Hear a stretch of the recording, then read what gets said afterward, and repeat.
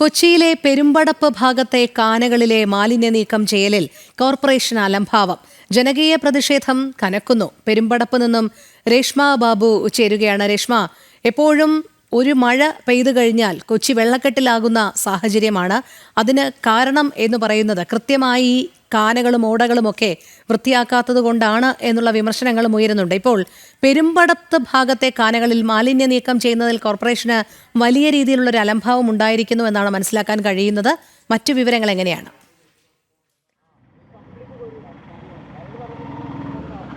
രോഹിണി പറഞ്ഞതുപോലെ തന്നെ കോർപ്പറേഷന്റെ ഒരു അലംഭാവം മഴക്കാല പൂർവ്വ ശുചീകരണത്തിലടക്കം അത് നമ്മൾ നേരിട്ട് കണ്ടതാണ്. കാരണം പലപ്പോഴും പലയിടങ്ങളിലും കാനകളാകട്ടെ തോടുകളാകട്ടെ ഇതൊന്നും തന്നെ കൃത്യമായിട്ട് മാലിന്യമുക്തമാക്കാതെ ഇരിക്കുന്ന പക്ഷം അത് മഴ വന്നു കഴിഞ്ഞാൽ സ്വാഭാവികമായിട്ടും വെള്ളം പലയിടങ്ങളിൽ ഉണ്ടാകും. വെള്ളം കയറി വീടുകൾ അതോടൊപ്പം തന്നെ സ്ഥാപനങ്ങളിലേക്കും വെള്ളം കയറുന്ന ഒരു സാഹചര്യം ഉണ്ടാകും. ഞാനിപ്പോൾ നിൽക്കുന്നത് ഈ പെരുമ്പടപ്പ് ഭാഗത്താണ്. അതായത് പള്ളുരുത്തി പെരുമ്പടപ്പ് റോഡിന്റെ ഭാഗം. ഇവിടുത്തെ കാനകളുടെ അവസ്ഥയാണ് നമ്മൾ നേരിട്ട് കണ്ടുകൊണ്ടിരിക്കുന്നത്. അതായത് ഈ കാനകൾ എന്ന് പറയുന്നത് കുറേ കാലം മുന്നേ തോടുകളായിരുന്നു, വർഷങ്ങൾക്ക് മുന്നേ തോടുകളായിരുന്നു.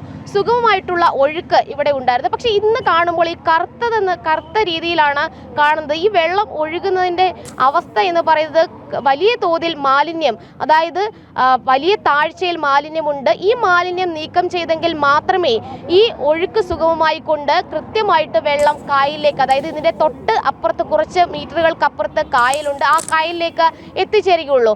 ആ നേരെ കാണുന്നിടത്ത് മാലിന്യം കെട്ടി നിൽക്കുന്ന ഒരു സാഹചര്യമാണ്.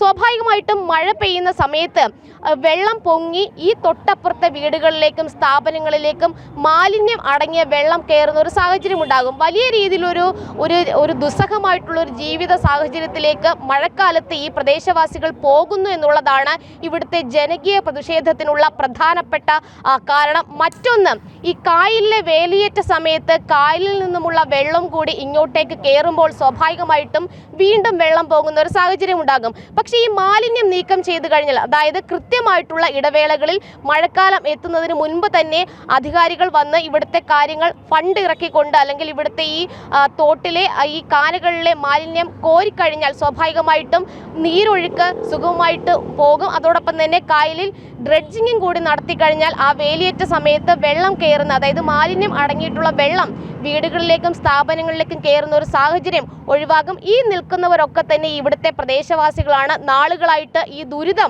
ദുരിത അവസ്ഥ അതിൻ്റെ ആ ഒരു പാരമ്യത്തിലെത്തിയ സമയത്തു കൂടി അത് സഹിച്ച ആളുകളാണ്. ചേട്ടാ, ഇവിടുത്തെ ഒരു സാഹചര്യം എങ്ങനെയാണ്? കാരണം മഴക്കാലമായ സമയത്ത് വെള്ളം കയറുന്നത് നമ്മൾ തന്നെ റിപ്പോർട്ട് ചെയ്തതാണ്. എങ്ങനെയാണ് ഇവിടുത്തെ ഒരു അവസ്ഥ? നേരത്തെ എന്ന് പറഞ്ഞാൽ ഇവിടെ മഴ പെയ്തിട്ടുണ്ടെന്നൊരു ശക്തമായ മഴയാണെന്നുണ്ടെങ്കിൽ ഈ കാന മെത്തി വന്ന് റോട്ടിലോട്ട് കയറും. ഇത് പരിഹാരം ഉണ്ടാകണമെന്നുണ്ടെങ്കിൽ ഇതിൻ്റെ താഴെ കുറേ പൈപ്പുകൾ ഇപ്പോൾ ഉണ്ട്. ആ പൈപ്പുകളൊന്ന് കട്ട് ചെയ്ത് മാറ്റിയോ വേറെ എന്തെങ്കിലും സംവിധാനം ഉണ്ടാക്കി ഈ വന്ന മാലിന്യങ്ങൾ ഒഴുകി പോകാനുള്ള, അതായത് കംപ്ലീറ്റ് പ്ലാസ്റ്റിക്കിൻ്റെ കവറുകൾ കുപ്പികളെല്ലാം ഇത് ഞങ്ങളുടെ ശ്രമഫലമായിട്ട് ഞങ്ങൾ കഴിഞ്ഞ പ്രാവശ്യം കോരിയതാണ്. ഇനിയിപ്പോൾ ഞങ്ങൾക്ക് കോരാൻ കഴിയില്ല. കാരണം വെച്ചാൽ അങ്ങനെ കോരി ഒരു കൗൺസിലറുടെ പേരെടുക്കണ്ട. ഞങ്ങൾ പണിയെടുക്കുകയും ചെയ്യും, അവർക്ക് പേര് കിട്ടുകയും ചെയ്യും. അത് വേണ്ട. അതുകൊണ്ട് ഇപ്രാവശ്യം അവർ കോരിയില്ലെങ്കിൽ ഇപ്പോൾ ഞങ്ങൾ കാണിക്കുന്ന ഈ കാട്ടായ്മല്ല, ഇനി ഇതെന്നെ ശക്തമായ പ്രതികരണമാണ്. കാരണം വെച്ചാൽ ചെയ്യാൻ പറഞ്ഞിട്ട് ചെയ്യുന്നില്ല.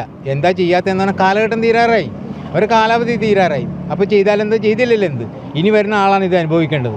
പക്ഷെ ഇപ്പോൾ ഞങ്ങൾ ചെയ്യാൻ പോകുന്നത് അതിപ്പോൾ ഇതിലൂടെ മാധ്യമത്തിലൂടെ പറയണമെന്നില്ല. കാരണം വെച്ചാൽ ഞങ്ങൾ ചെയ്ത് കാണിച്ചു തരാം. ഇപ്പോൾ കൗൺസിലർ വരുമോയെന്നറിയില്ല. കൗൺസിലർ വരുമോ പറഞ്ഞിട്ടുണ്ട് വരാനായിട്ട്.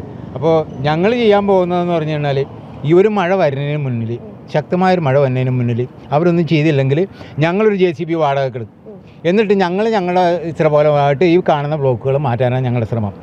പിന്നെ വരുന്ന കാര്യങ്ങൾ വന്നിടത്ത് വെച്ച് കാണാം. ഇതാണ് എനിക്ക് ഇത്രയും പറയാനുള്ളത്. ഞങ്ങൾ ഈ റെസിഡൻസിൻ്റെ ഒക്കെ ഭാരവാഹികളാണ്. ഞങ്ങളായിട്ട് നേരത്തെ ചെയ്തുകൊണ്ടിരുന്നതാണ്. ഇനി ഞങ്ങൾ ചെയ്യാനായിട്ട് തീരുമാനിച്ചിട്ടില്ല. ഇവർക്ക് ചെയ്യാനായിട്ട് വേണ്ടിയാണല്ലോ ഇവരൊക്കെ തിരഞ്ഞെടുത്തേക്കണേക്കും ഉദ്യോഗസ്ഥരത്തേക്ക് ഇരുതേക്കണം. ഇവരെന്താണ് ഇത് ചെയ്യാത്തത് എന്നുള്ളത് ഞങ്ങൾക്ക് മനസ്സിലാണില്ല. ഈ ഏരിയയിലുള്ള ആൾക്കാരല്ല, മൊത്തത്തിലുള്ള ആൾക്കാർ ഇപ്പോൾ ചെറിയ ചെറിയ കാനകൾ കോരുന്നുണ്ട്. അതെങ്ങനെ കോരണമെന്നറിയോ? ഒരു 5-6 സ്ലാബ് ഇതിൻ്റെ മധ്യത്തിൽ നിന്ന് ഒരു സ്ലാബ് എടുക്കും. എന്നിട്ട് മൺവെട്ടി എത്ര നീളത്തിൽ കിട്ടുന്നു ആ നീളത്തിൽ നിന്ന് കോരി എടുത്തുകൊണ്ട് പോകും. ബാക്കി സ്ലാബുകളൊന്നും എടുക്കുന്നില്ല. മനസ്സിലായോ? അപ്പോൾ വരുന്ന വെള്ളം ആ കുഴിയിലൊന്നും കിടക്കും. ഒഴുകി പോകുന്ന പരിപാടിയില്ല. അപ്പോൾ അതും തടഞ്ഞിട്ടുണ്ട് ആൾക്കാർ. അത് വേണ്ടെന്ന് പറഞ്ഞിട്ടുണ്ട്. കോരുകയാണെങ്കിൽ സ്ലാബ് എടുത്തെടുത്ത് കോരുക. ഒരു 2 സ്ലാബാണെങ്കിൽ എടുത്തെടുത്ത് കോരുക. ഇത് 5 സ്ലാബ് എടുത്തിട്ട് ഒരു സ്ലാബ് എടുത്തു കഴിഞ്ഞാൽ ബാക്കിയുള്ള 4 സ്ലാബിൻ്റെ നീളത്തിൽ കിട്ടുന്നുണ്ടോ? കിട്ടില്ല. അങ്ങനെയാണ് ഇപ്പോൾ അവിടെയൊക്കെ കോരണം. ഇവിടെയും വന്നെന്ന് പറഞ്ഞു കോരാനായിട്ട്. കോരം എന്ന് പറഞ്ഞാൽ ഇത് JCB വെച്ച് കോരാലേ ശരിയാവുള്ളൂ. കാരണം ഇതിൻ്റെ ആഴം വേണം ഞങ്ങൾ കാണിച്ചു തരാം. ചേട്ടാ ഇതിൻ്റെ ആഴം ഒന്ന് കാണിച്ചു കൊടുക്കും.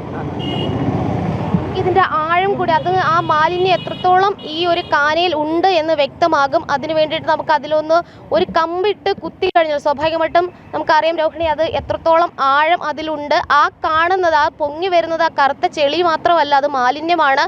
ആ മാലിന്യം നീക്കം ചെയ്ത് കഴിഞ്ഞാൽ മാത്രമേ ഈ ഭാഗത്തെ നീരൊഴുക്ക് ശക്തമാവുകയും ഒപ്പം തന്നെ കായലിലേക്ക് വെള്ളം പോകുന്ന ഒരു സാഹചര്യം ഉണ്ടാകുകയും ചെയ്യും. പക്ഷേ ഇവർ പറയുന്ന വിവരമനുസരിച്ച് 15 വർഷങ്ങൾക്ക് ശേഷം 2022 അവസാന ഘട്ടത്തിൽ മാത്രമാണ് ഇത്തരത്തിൽ ഇവിടുത്തെ മാലിന്യം നീക്കം ചെയ്തത്.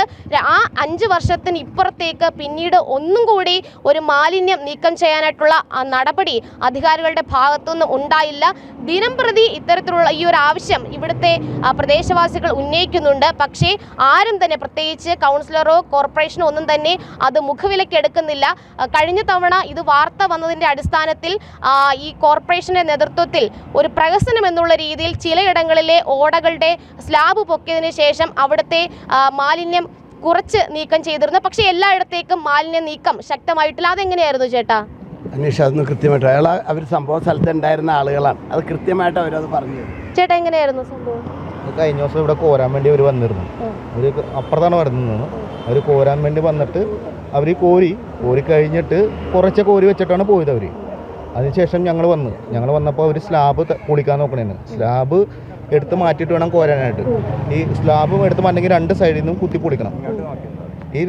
ഇത് കുത്തി പൊളിക്കണമെന്ന് വെച്ച് കഴിഞ്ഞാൽ എന്താണ്, ഈ സൈഡ് കംപ്ലീറ്റ് കുത്തി പൊളിക്കാതെ സ്ലാബ് തന്നെ തല്ലി പൊളിക്കാൻ നോക്കി. ഞങ്ങൾ പണി നിർത്തിച്ചെന്ന് കഴിഞ്ഞപ്പോൾ ഈ കൗൺസിലറെ വിളിച്ച് വരുത്തി ഞങ്ങൾ പറഞ്ഞു ഇതുപോലെ കോരാൻ പറ്റത്തില്ല, ഇത് കോരണമെങ്കിൽ മര്യാദക്ക് തന്നെ കോരണം, JCB അല്ലെങ്കിൽ ഹിറ്റാച്ചി ഉപയോഗിച്ച് കോരണമെന്ന് പറഞ്ഞു. അപ്പോൾ പുള്ളി പറഞ്ഞ് ഹിറ്റാച്ചിനെ കൊണ്ട് കോരിക്കാം, പക്ഷേ എന്നാന്ന് പുള്ളി പറഞ്ഞിട്ടില്ല ഇതുവരെ. അപ്പോൾ ഞങ്ങൾ എത്രയും പെട്ടെന്ന് ഇത് നടന്നില്ലെങ്കിൽ ഞങ്ങൾ പ്രതിഷേധിക്കാൻ തന്നെ തീരുമാനിച്ചിരിക്കുന്നത്. തീർച്ചയായിട്ടും ഒരു ജനകീയ പ്രതിഷേധം ഇവിടെ ഉടലെടുത്തു കഴിഞ്ഞു. സ്വാഭാവികമായിട്ടും ഇനി അധികാരികൾ ഇക്കാര്യത്തിൽ ഒരു നടപടി കൈക്കൊള്ളാത്ത പക്ഷം ഇവിടുത്തെ പ്രദേശവാസികൾ ഈ ഒരു മാലിന്യം നീക്കം ചെയ്യുമെന്നുള്ള ഒരു അവസ്ഥയിലേക്കാണ് കാര്യങ്ങൾ എത്തിയിരിക്കുന്നത്. അതായത് മാലിന്യം അവർ തന്നെ JCB ഉപയോഗിച്ച് നീക്കം ചെയ്യും, അതിനുള്ള നടപടികൾ സ്വീകരിക്കുമെന്നാണ് അവർ വ്യക്തമാക്കുന്നത്. രോഹിണി.